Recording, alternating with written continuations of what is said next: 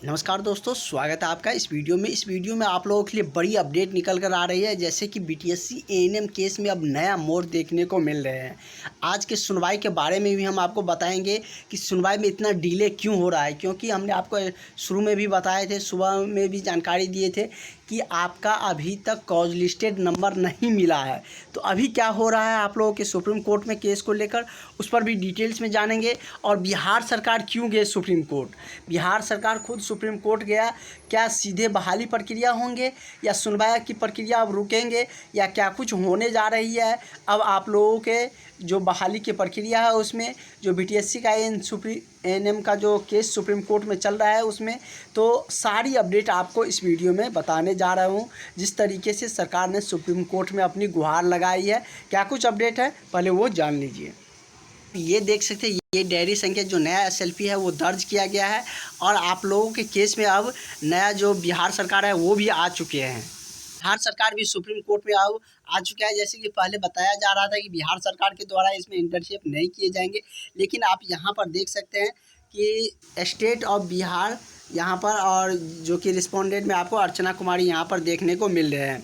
इसमें एसएलपी और सारा कुछ इसमें देखने को यहाँ पर देख सकते हैं कि 5/8/2024 कल के डेट में ये फाइल हुआ है और इसी को लेकर आज आप लोगों को ज़्यादा कुछ जजमेंट में नहीं देखने को मिल रहे हैं। जैसे कि यदि हम बात करें तो यहाँ पर आप लोग अपडेट यहाँ पर जान सकते हैं, यहाँ पर इस केस के बारे में और भी डिटेल।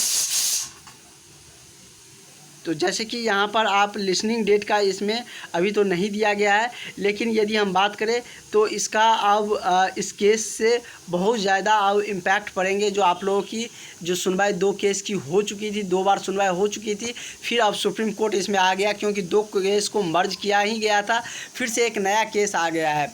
तो अब इसको भी बिहार सरकार के केस को भी उसमें या तो मर्ज करेंगे या इंडिविजुअल सुना जाएगा। फिर भी अगर आयोग ने केस किया है, सरकार कही है या आयोग की तरफ से बोला जाए, तो इन पर जो केस दर्ज किए गए हैं अब सुप्रीम कोर्ट के निर्णय में अब आप लोगों को थोड़ा सा समय देखने को लग सकते हैं। अब थोड़ा सा वेट करना पड़ेगा। जैसे कि आज आप लोग समझ रहे थे कि फाइनल डिसीजन देखने को मिलेंगे, लेकिन अब ऐसा कुछ भी नहीं है क्योंकि अब नया केस जो नया एसएलपी है वो दर्ज कर दिए गए हैं। वो उसमें भी बिहार सरकार का केस है, तो निश्चित रूप से इस पर भी ध्यान रहेंगे क्योंकि इन्हीं सारे आयोग के द्वारा ही सारे प्रक्रिया किए जाने हैं। तो आप लोगों के केस में अब थोड़ा सा समय लगेगा, इसलिए हम आपको बार बार कहते आ रहे हैं कि आप लोग अपनी तैयारी पर ध्यान दीजिए। बीटीएससी एएनएम केस में फंसा हुआ है, उसमें अब क्या कुछ होंगे, कितने समय लगेंगे, उसकी कोई गारंटी नहीं है।